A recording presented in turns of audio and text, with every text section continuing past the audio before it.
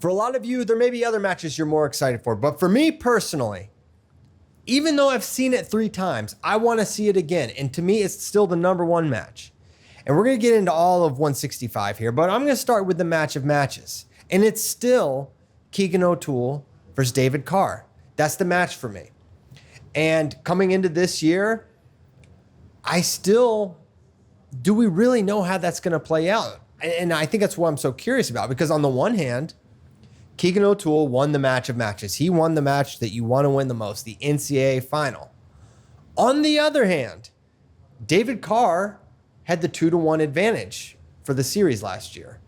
David Carr had the more dominant win. That first match was a little more dominant. So do you take the trend of David Carr wins decisively, David Carr wins close, Keegan O'Toole wins, and think, okay, that's the trajectory of the series? Or do you think, all right, Keegan figured out some things for the NCAA finals match, and now it's David Carr's turn to make some adjustments? It's fascinating to me. I'm curious. I don't know how it's going to go. Now, we do have a new data point, and that's Keegan O'Toole's U23 run. If you haven't seen this, the kind of takeaway was, man, this might be a different Keegan O'Toole. He might have jumped another level. He's going into these tournaments, and you may say, what's U23s? What does it mean? And sometimes you can say that. But he was beating some guys. So he beat a Russian that was on the level with some elite senior level Russians. It's not just some U23 guy. And if you watch that match, he kind of killed him. It was 6-1. But, I said it on the show. I feel like if he wrestles that match again, it's probably a tag. So there is a chance that Keegan is jumping levels. He looks physically bigger, a little stronger, a little quicker. But David Carr is just one of those guys. And I think he's always going to be a tough matchup for someone like Keegan. I find it hard to believe Keegan's ever going to pull away from him in a really substantial way, because Carr is that high caliber of a competitor. He has a lot of ways to score. He has a lot of ways to get in on Keegan. Now, one thing that stood out to me with Keegan, and an area where you've got to be on point against David Carr, is keeping guys off your legs. And Keegan, historically has been able to let guys get in, and he can make things a little tough on them, and he can counter score really well. But with David Carr, David had the answers on the finishes. But what was interesting about U23s is guys were not getting in on Keegan.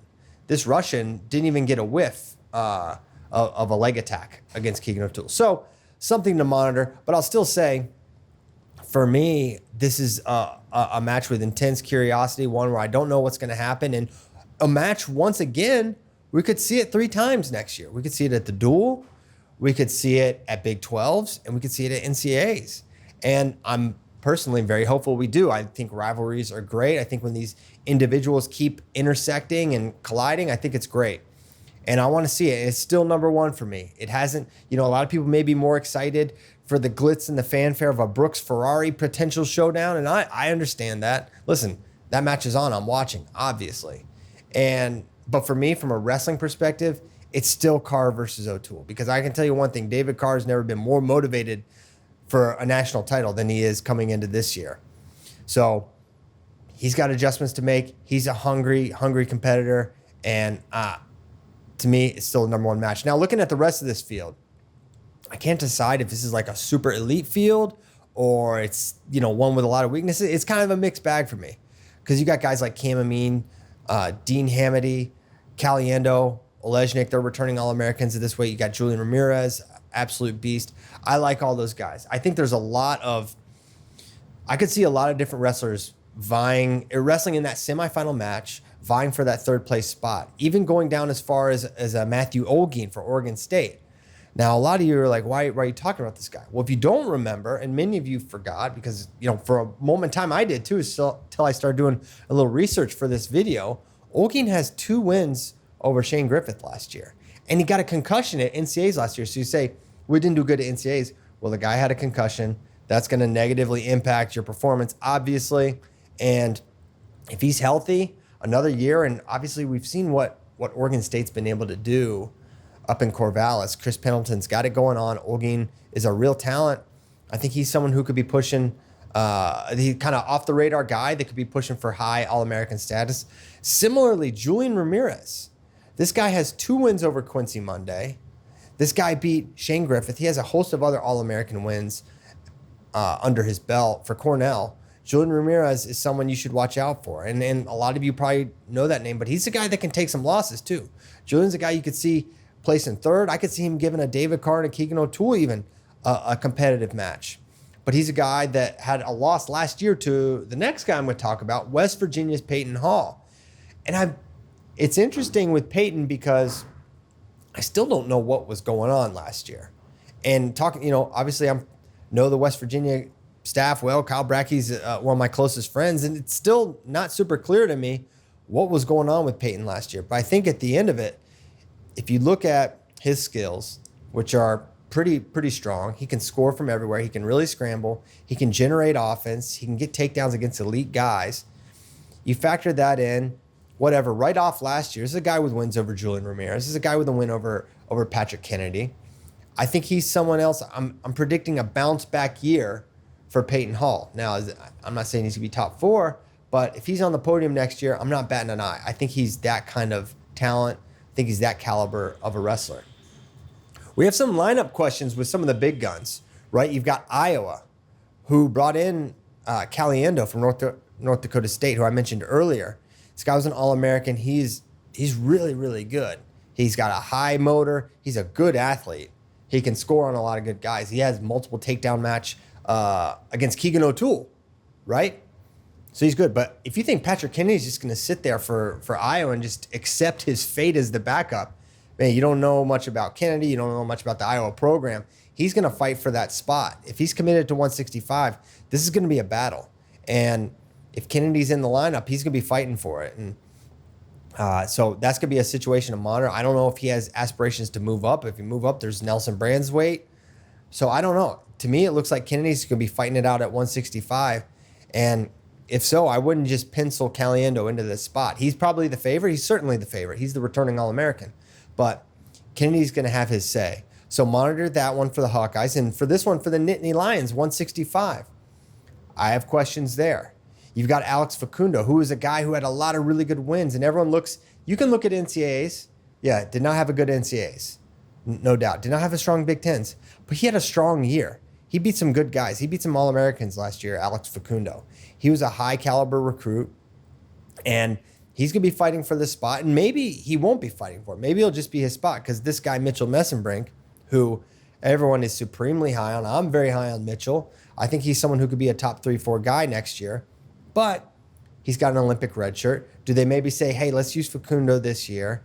Let's let Mitchell chase that Olympic aspiration and let Facundo go, and we'll kind of push down this roster battle another year. Or they could do the exact opposite, and they could say Facundo also has an Olympic red shirt available. He could take that, and Mitchell could be the guy. So we still don't have a lot of intel on who the 65 for Penn State's going to be.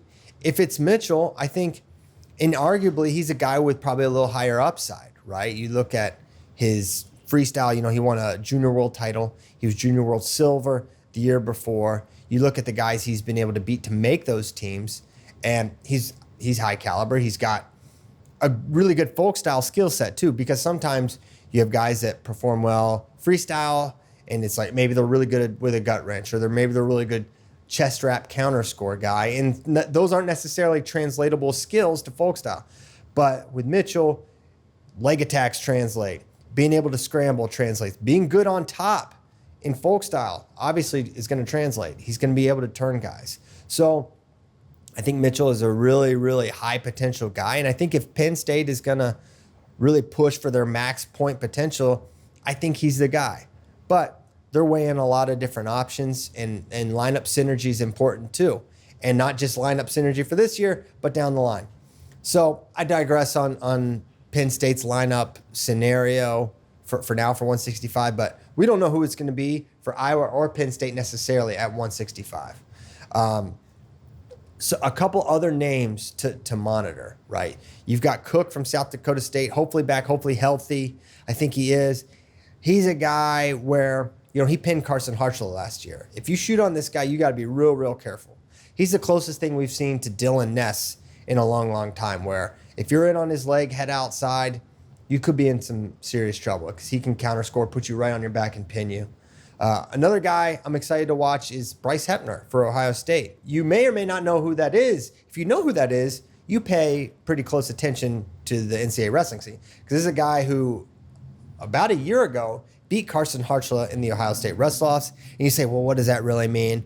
Truthfully, not a ton, right? Wrestle-off results can be inconsistent. Most coaches don't really put a ton of stock into it. But it's still, there's not a lot of guys walking around wins over Carson Hartzler, and he's got one.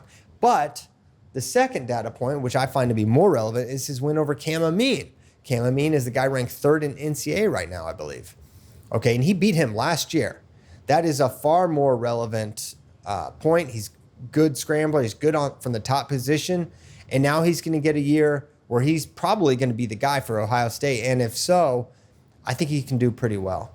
So this weight is exciting to me. I think there's, on the one hand, you've got that elite match, and I really don't see anyone challenging Keegan or David for that top 2 spot.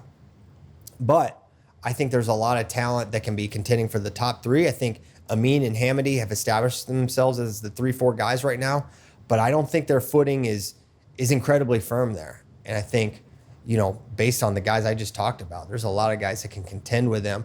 And that's why 165 is one of the most exciting weights for me this year. Is it the deepest weight? You know what? I'll say this is also the deepest weight. So far we have a 6-way tie. Good question, Tyler.